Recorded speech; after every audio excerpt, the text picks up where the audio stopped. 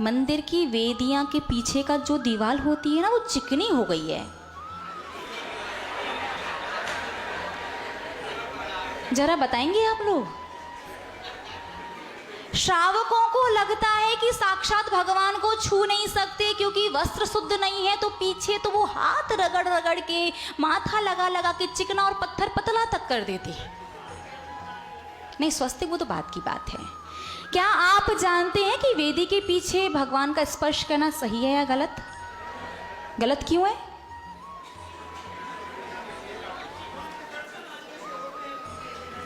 पीछे से दर्शन कर लिए तो प्रॉब्लम क्या है? बताते हैं आपको। भगवान की वेदी का पीछे से स्पर्श नहीं करना चाहिए। क्यों नहीं करना चाहिए? क्योंकि देव शास्त्र गुरु के पीठ के दर्शन नहीं किए जाते, इसीलिए इस सम्मोह क्षण में भगवान की पीठ दिखाई नहीं देती। भगवान एक, भगवान का मुख पूर्व में, लेकिन दिखता है चारों दिशाओं में। पीठ के दर्शन क्यों नहीं? बताइए क्यों नहीं? क्योंकि सभी लोग जानते हैं हर स्थान की दो एनर्जी होती है, नेगेटिव और पॉजिटिव। ठीक है ना?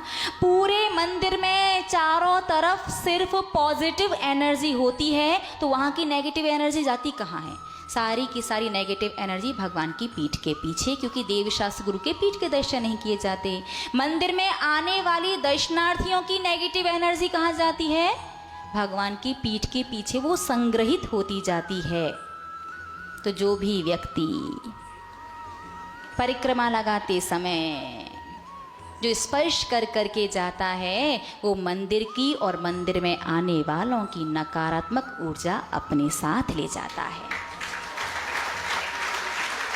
इसीलिए आज इतना मंदिर आने के बाद, इसीलिए आज इतना दर्शन करने के बाद भी दिमाग में उल्टे सीधे विचार आते ही रहते हैं। रीजन कि आपके पास पहले से नकारात्मकता की कोई कमी नहीं है, पहले से इतनी नेगेटिविटी भरी पड़ी है, और ऊपर से आप दूसरों की ओर लेकर के आ जाते हो। इसीलिए मंदिर आने के बाद भी आपका क्रोध शांत नहीं होता। यहाँ तो दर्शन जय जय नाथ परम गुरु होए, और घर पर पहुँच के हलवा पूड़ी वगैरह कहाँ रखी भैया? बताओ, नाश्ता बनाया कि नहीं? कल का एकादशन था, कल का एकादशन, और आज उकाली ना हो।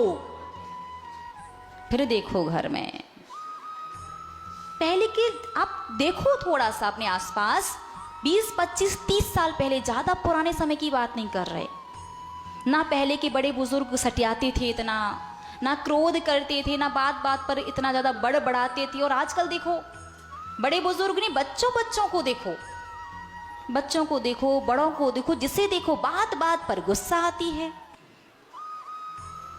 जगह जगह काम खराब हो जाता है उनका, और घर में क्लेश तो कितना होता है वो हमें लगता है कि आप लोग हमसे ज़्यादा अच्छे से जानते होंगे। उसका सबसे बड़ा रीज़न जो आप पीछे स्पर्श करते हैं ना, वो तो उससे सबकी नेगेटिविटी लेकर के गए, वो तो अलग। उसके साथ ही साथ आपने पीठ के पीछे से दर्शन किए हैं, तो भगवान की पीठ से दर्शन करते हैं तो जीवन में अमंगलता आती है। आप कहते ना, अभिषेक करके आया और एक्सीडेंट हो गया। माना कि कर्म का उदय सबसे महत्वपूर्ण है, कि बिना कर्म के कुछ होगा नहीं, लेकिन कर्म बांधा किसने? आपने ऐसी क्रिया की कि अशुभ कर्म बंधा, और अशुभ कर्म उदय में आकर के आपको परेशान कर रहा है।